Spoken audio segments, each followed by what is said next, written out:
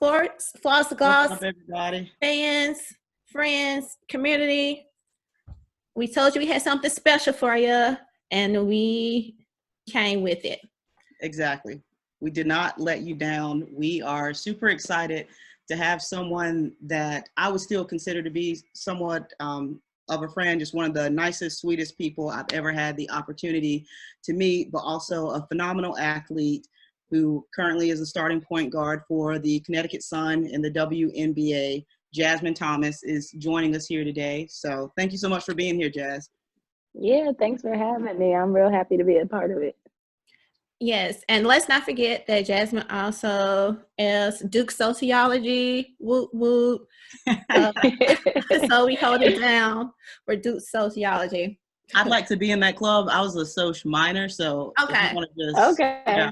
affiliated supporter, ally, whatever you want to call me. So throw me in there. You got a little toe in. There we go.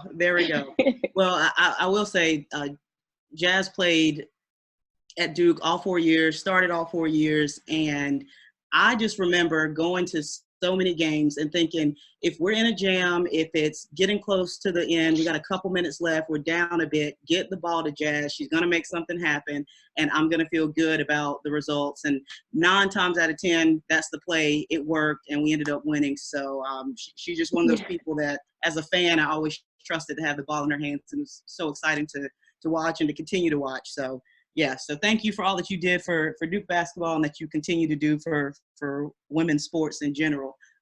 So it's an honor to have you up here. Thank you. I really appreciate that. Yeah, so Navette, you want to kick us off and dive in here so we don't keep her too long? She is overseas, and we appreciate that she's working with us with the time difference. Yeah.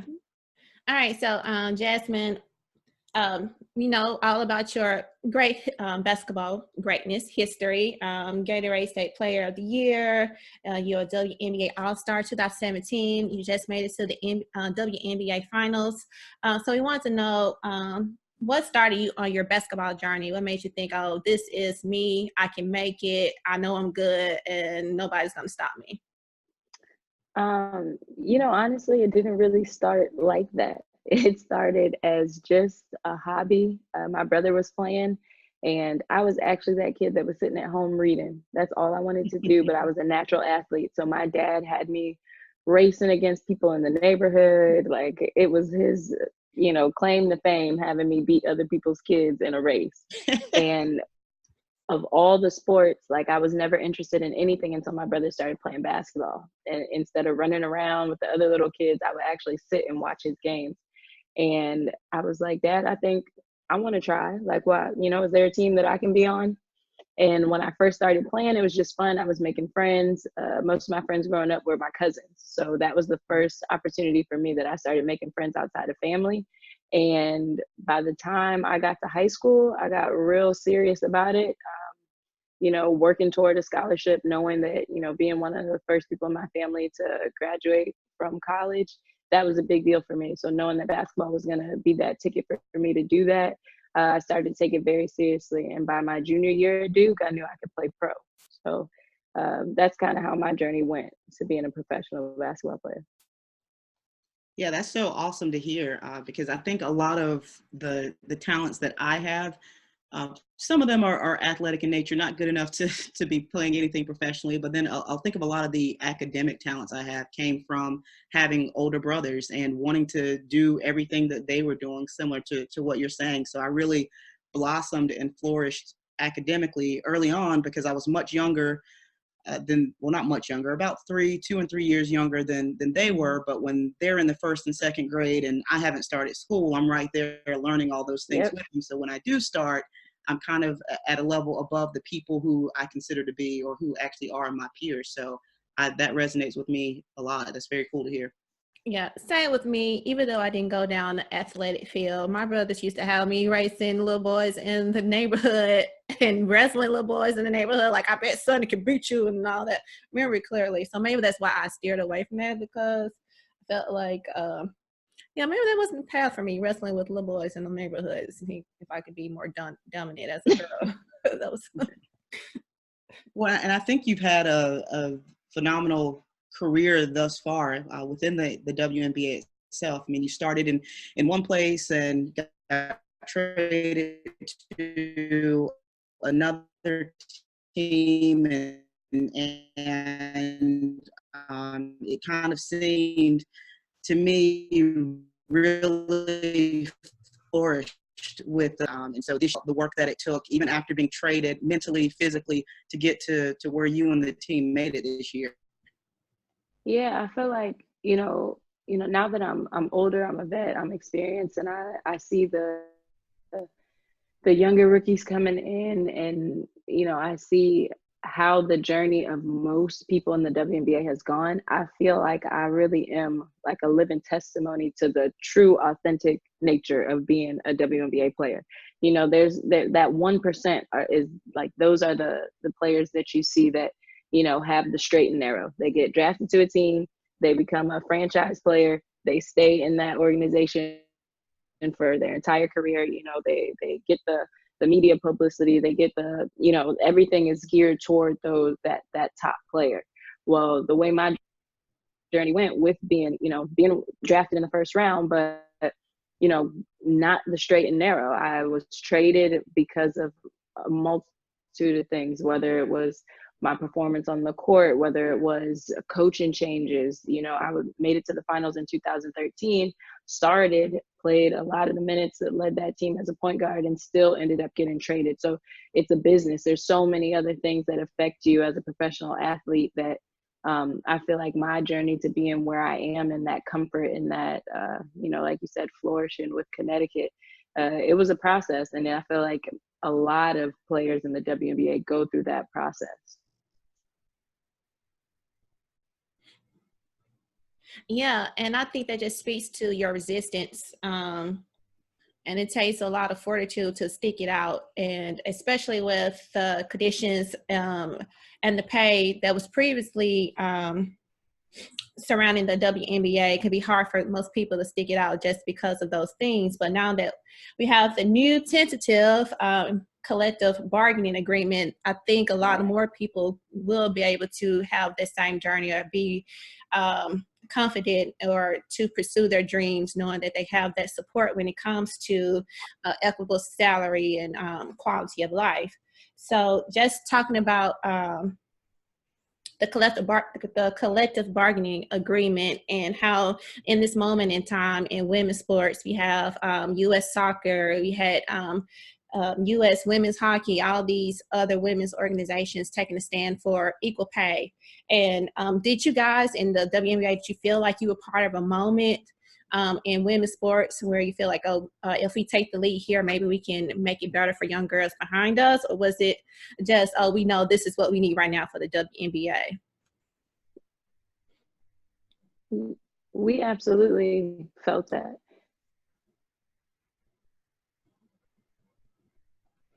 So how long have you guys been working on the changes? Yeah, I mean, it has been a long time coming. I feel like with just like the viewership, with, like you said, with women's hockey, women's soccer, with other, us sticking together as in women's sports and creating a movement, we've kind of felt this momentum coming over the last few years.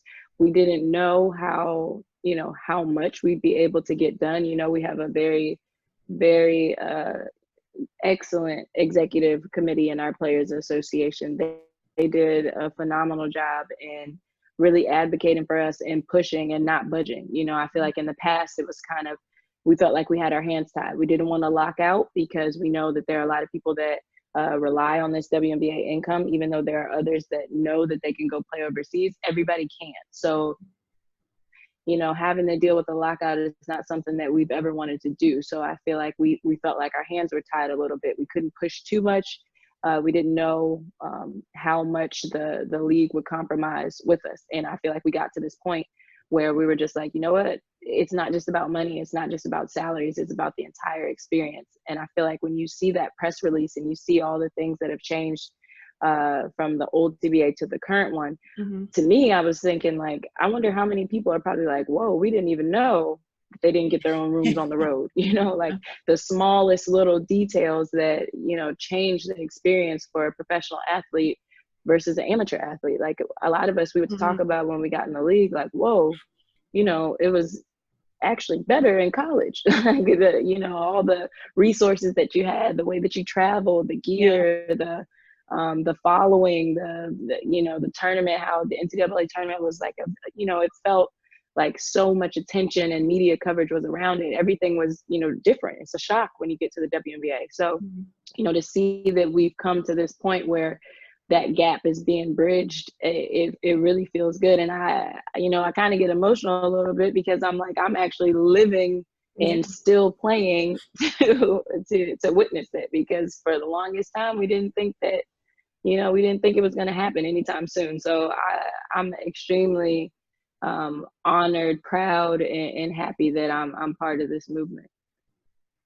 Yeah, that sounds so great to hear. I think it's a great thing that has happened for all of the women that are in the WNBA. And to Nivette's point, I'm hoping that it will spark some momentum in the other areas for women's sports. And you mentioned something that I'd like to kind of touch on with you for a little bit, just talking about that transition or pipeline, if you will, from college sports to now in the WNBA. I mean, obviously you're a vet, and so you can't talk about it from a personal experience, but how do you think this changes that transition period from the young college athletes who are graduating this year, next couple of years, and making the decision to become a professional basketball player, knowing that they have all of this support around them and all of these other the things that you just talked about that was so great about being a college athlete, that they now can continue along that path and being a professional athlete? I mean, just being able to actually make a career out of it, like, you know, being able to only play in the WNBA, that's an opportunity that they have, to have an income that they can actually support their lifestyle just through the WNBA. That's something that we didn't have. When I was coming into the WNBA as a rookie, I knew for sure that I was going to be considering playing overseas. That was the way it went. That's what, you know, players before me were doing. That's what, you know, players have been doing for years. So it was just kind of like, this is what you do. You know, you have those other players who are able to get enough in endorsements or have, you know, maybe start some business ventures, have other things that they can do instead of playing overseas. But for the most part, that was the way it went. Play a year around. And I feel like what athletes are doing a better job at, because of the social media boom, is branding themselves earlier. So, you know, you have these top athletes coming out of college, entering in the draft or becoming rookies or, you know, whatever. And they've already created a name for themselves that speaks for them outside of basketball, outside of their sport. And I feel like with the new CBA, that's what that's an attractive athlete, because when you're looking at the pay scale, yes, the salaries have increased, but in order to have the top salaries, it's more about branding and your performance on the court. You know, you can be a core player, you can be a franchise player, you can be someone who is significant to your organization, but still not be someone that's gonna acquire that top compensation that'll get you to that 500,000. So I feel like, you know, it's now allowing athletes to have a hand in the business, whereas before everything was run by the league, by the owners, by the GMs. All the decisions were, you know, pretty much just up to what they wanted, you know. And now I feel like you can use your own brand to acquire some more compensation for yourself. Right. So have you heard like buzz in the league about people who are thinking about giving up the off-season cycle of going overseas and playing because of this new agreement? And for our audience who don't know the particulars, the new CBA is going to raise median salaries from the WNBA, which are currently under $80,000 to around $130,000. So that's a big bump just for median salaries. So do you think that's going to be an immediate change for veterans who have been in the game for a while? I can't really say. I feel like, you know, when I think about it as a whole, I think I can see both sides. I can see the pros and the cons. Yes, for the older players like myself, I feel like those who are 8, 9+ years in the league, it does look very attractive to have that salary increase, to also have the added benefit of the off-season funding, the off-season, starting, whether it's internships or I know it says something about like coming up with some opportunities for us to work and get an income, and certain things that they can get partnerships with, I'm guessing. But that looks good for older players.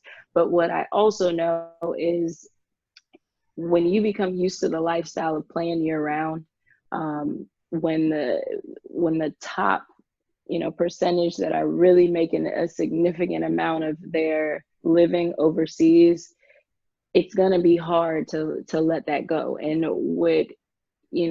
there's more to it than just the WNBA is trying to prioritize the WNBA. They want us to only want to play in the WNBA, which is understandable. That you have injuries that are happening in the off season. You have people coming late to camp, people missing games, people leaving during the season to go to their national team. So it's understandable for them to want that from their side.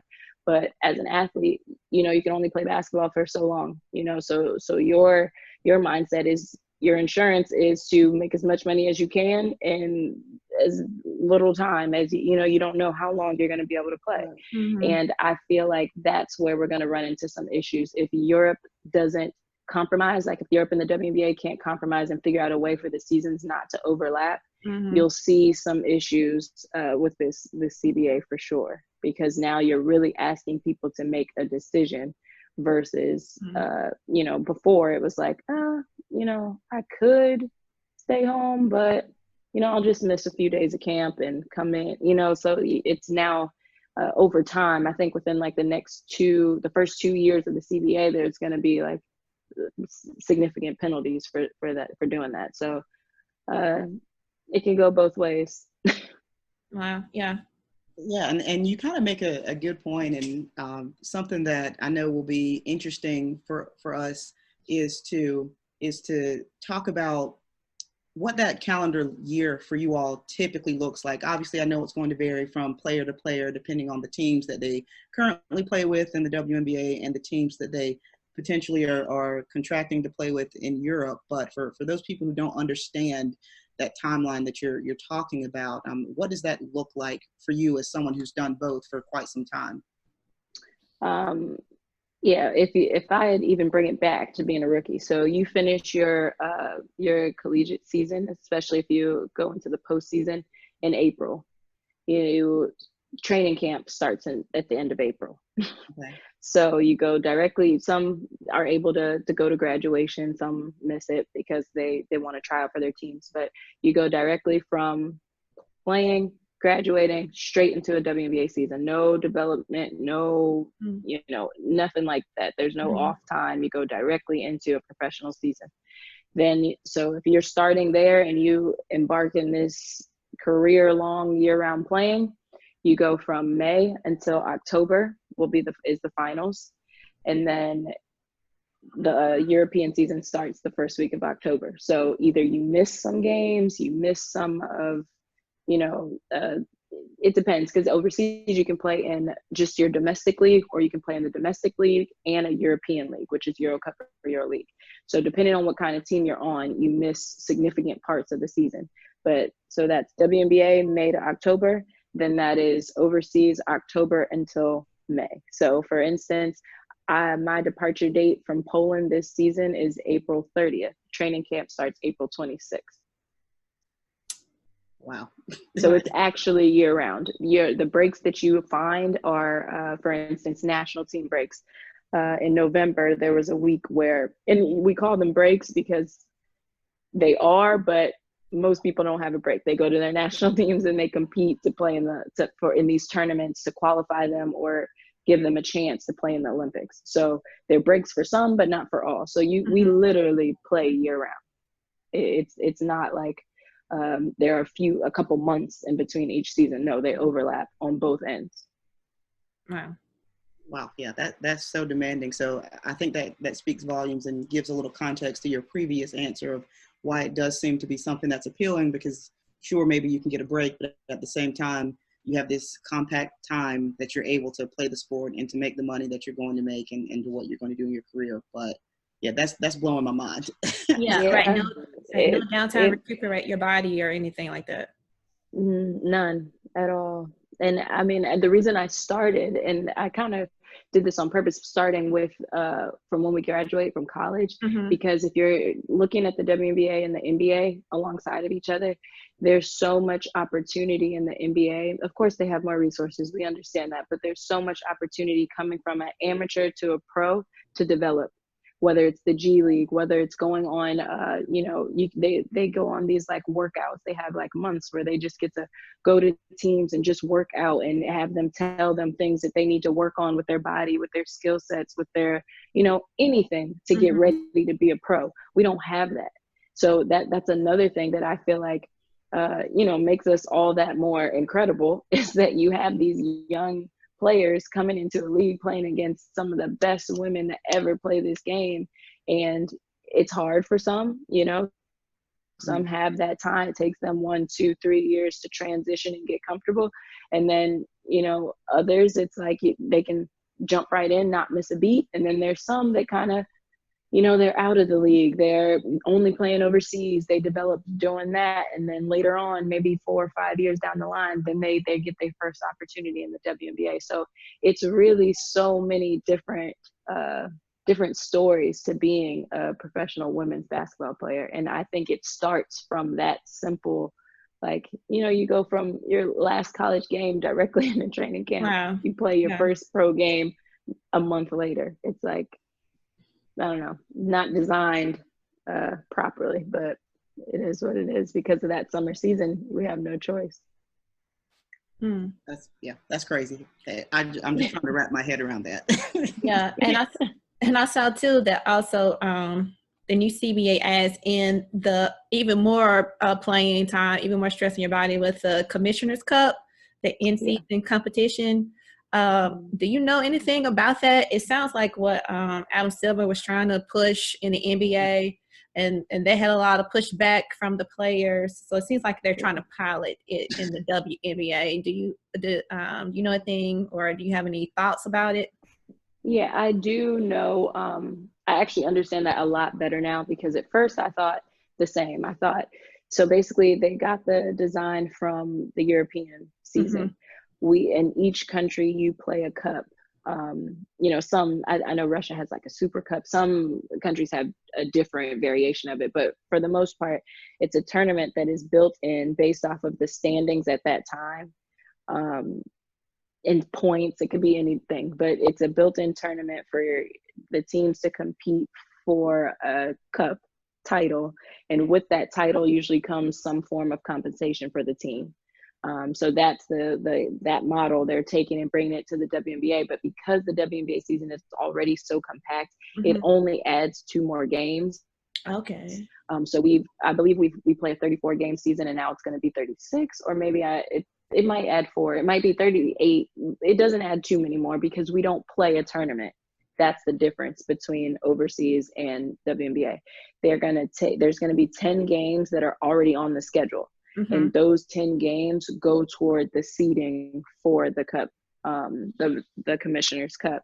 And I guess the top 2 teams play for that, for the top 4 teams, however they decide to do that. And what I did see, because the schedule has been released, this is how I put this information together. What I did see is that this year it's the Olympic break. So in the month of July, the season is going to be shut down. So we don't have the All-Star this year. We just take that month, and most players go, because the thing about the WNBA is it's not just the U.S. women's national team. It's we have European players, we have naturalized players who also have commitments to go play on these European teams. So the league, it wouldn't be possible for us to even continue playing. So that Commissioner's Cup would take place during that break.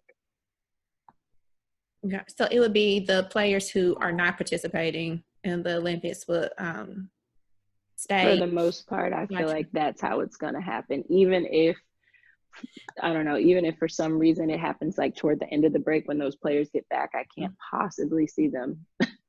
Yeah, No, right. I'm pretty sure it'll be those who didn't play. Yeah, this is. And I think I saw somewhere that there's some compensation for that for the team that wins. Yeah, I saw it's the number, 750,000 in prize money. Okay. So I guess they'll be split equally among players. Yeah, and I imagine, you know, it just seems like, again, you know, a lot of things to incentivize the players, which is always a good thing. And Jazz, you touched on this a little bit earlier, but just to throw out some other things that this CBA looks at is not just the compensation and incentivizing, but looking at quality of the travel. And it's something that I never really thought about a lot because I'm not a tall person. I'm never really super concerned with like leg room and having space and things like that.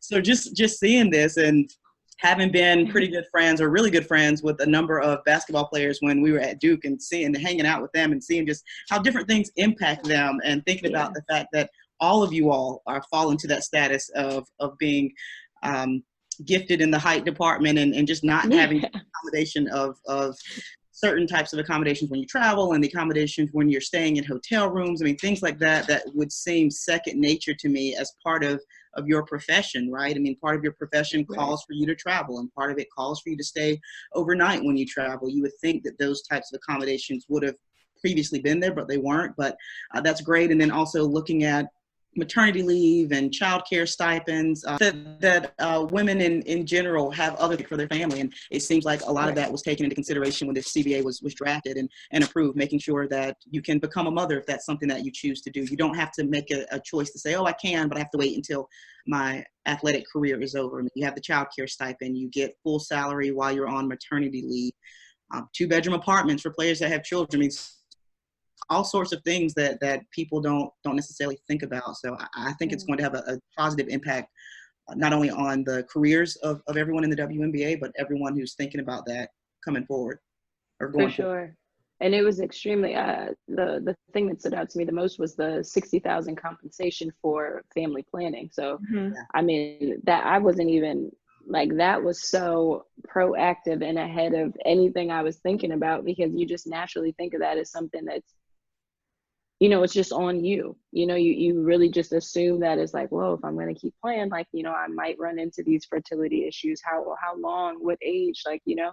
Absolutely. So for our committee to be just thinking ahead and outside of the box, that is just amazing. It makes people want to play long careers.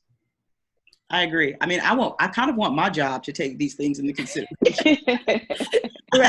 Right, exactly. That makes an engaged employee. Like, you're getting the most out of your people if you're showing that you care about them. So I think it just makes for better play where people know that the league has some places value on their life and for sure what their quality of life after they play. So I think that's just and we can't leave out the fact that how diverse the WNBA is. There's a lot of you know, gay couples, gay marriages, and to have that as a resource shows their support of all of our lifestyles, and that it means a lot for real. Like, it's extremely significant.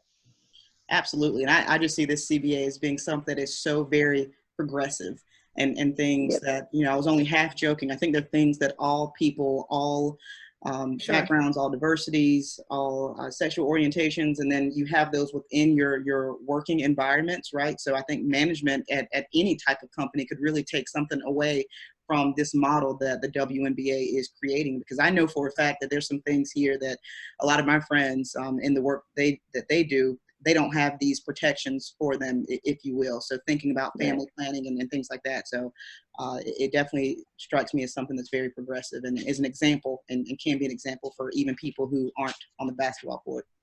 Right. It's a very too. Google type of move there. So absolutely.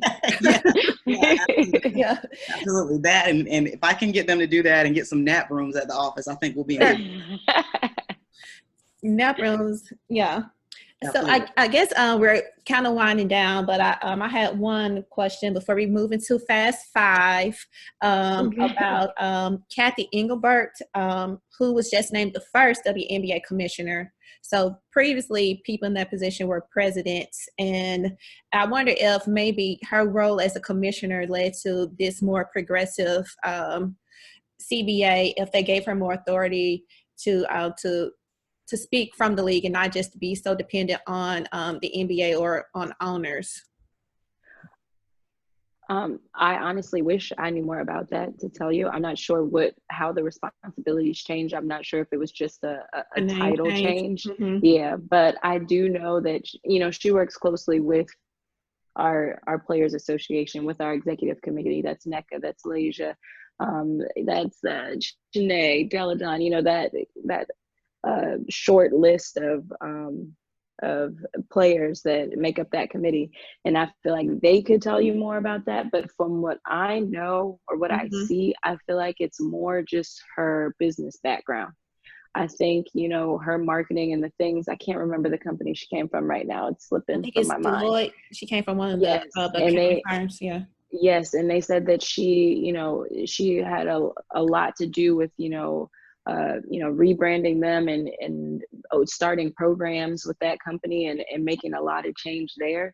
So Mm-hmm. I feel like everything that she was doing with them, she's coming into a whole new, women's sports is just a different beast, but she's equipped to handle it. I feel like she's going to embrace that challenge. She's going to have the women's athlete in mind, not just the business in mind. And that's what I feel like we need for sure. And it's no shade to the previous president, especially because Lisa Borders is a friend of mine, Mm-hmm. and she also is a phenomenal woman, phenomenal business person, and has great experience in with Coca-Cola and everything. She brought the Atlanta dream to Atlanta. So Mm-hmm. she's someone that I have a ton of respect for, who I thought could have did great things for the WNBA as well. But she had other things that she wanted to do. So I just feel like with the movement, like we've talked about, and advancing women's sports, and not just being grateful for what we have, and not being afraid to speak up and Mm-hmm. demanding more because we deserve more. I feel like Kathy's coming on board at a good time. Yeah. Well, it's so exciting to see where the WNBA is heading. Like the future is just going to be so bright. I mean, I can do more for the popularity of the game and for bringing in people awareness for people Absolutely. who, because this is like this CBA agreement has been all over the news. People are Yes. tuning in. Like I saw it was on GMA. Robin Roberts was like shouting it out. So I mean, this is just epic.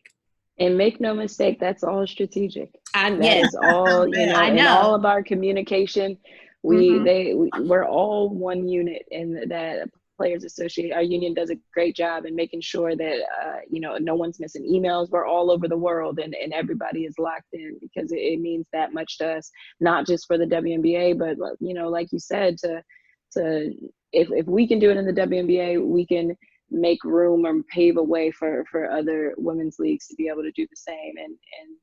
And with like the Players Tribune doing that, I don't know if you saw the tea with them, where they had various women's athletes from different sports Mm-hmm. kind of on a panel, just having conversation just about real issues, but also the misunderstandings that people have from what we want versus what we deserve. I think conversations like those, exposure like that media coverage is extremely important. Yeah. All right. Well, we thank you so much for your time. So, Yeah, this is Well, fun. yeah, so what we are going to do now Uh-huh. to wrap us up here is we're going to do what we call the Fast Five. So this is the fun part that I was foreshadowing for you.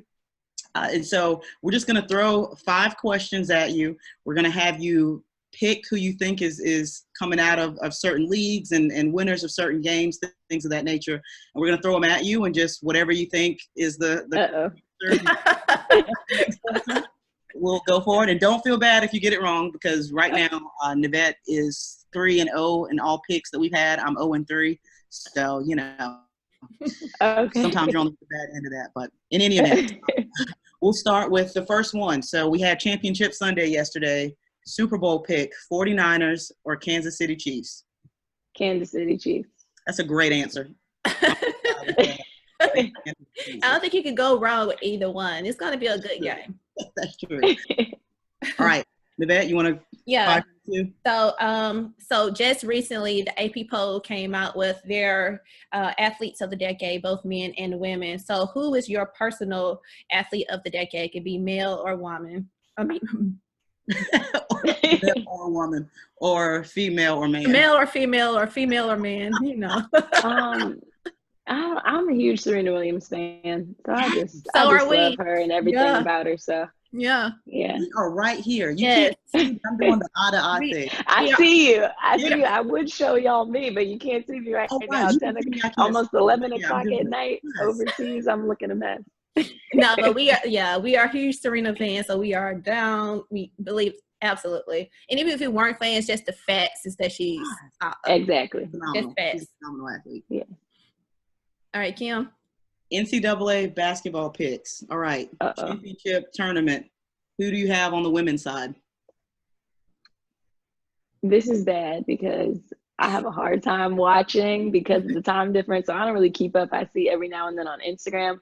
I can even tell you who the top 4 in the rankings are right now, which is bad. So I'm going to go with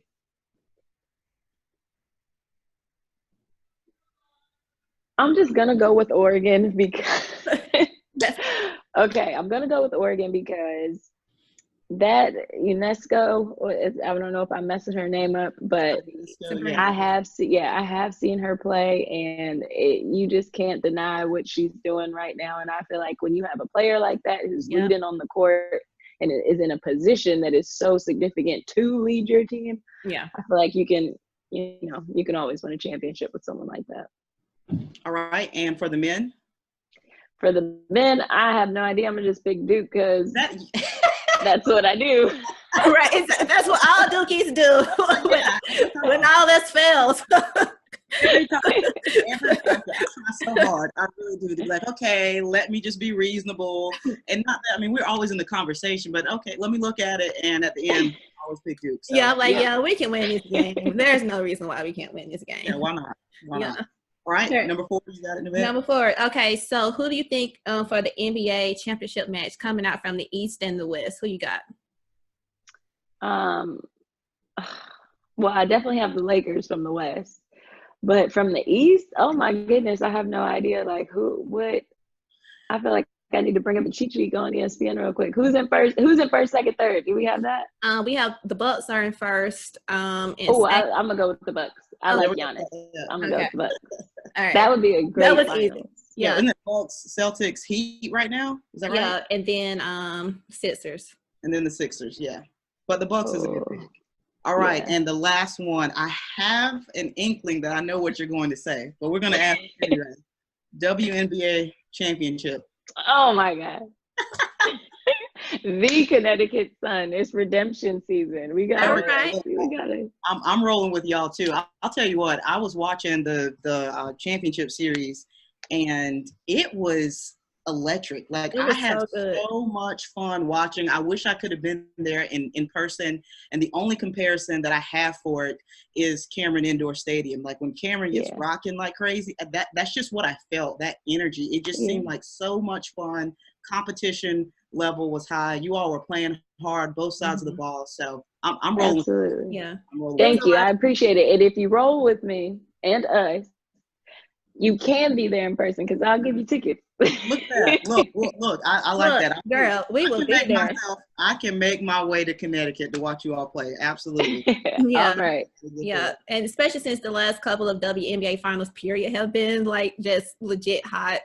They have. Right? They really have. You can't go wrong. Yeah, absolutely. Well, thank you again so much, Jazz. It has been an honor to have you on the show. You are an incredible person just as a human, but an incredible person to watch play, phenomenal athlete, and I'm excited to see where the rest of your career is going to take you, no doubt. The ceiling is the roof. See what I did there? Oh, the ceiling is the roof. So I'm excited to see where you're going next. Thank you. I appreciate it. And thank you for doing what y'all are doing, giving, people like me a chance to share our voice. It's important, and we appreciate it for sure.